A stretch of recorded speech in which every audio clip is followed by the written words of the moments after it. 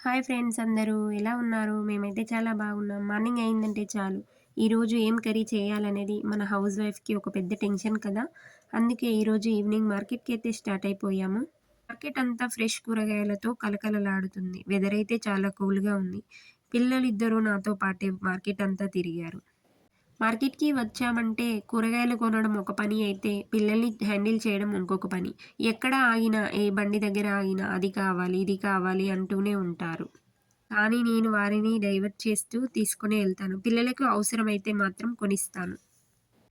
నేనైతే ఆకుకూరలు ఎక్కువగా తీసుకుంటాను.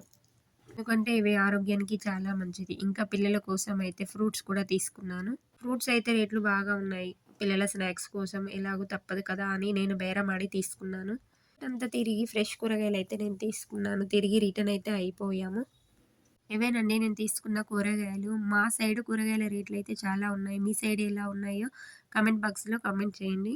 ఈ వీడియో నచ్చితే చిన్న లైక్ ఇచ్చేసి మన ఛానల్‌ని సబ్స్క్రైబ్ చేసుకోండి. మరో మంచి వీడియోలో మరో నెక్స్ట్ వీడియోలో కలుద్దాం. Bye bye.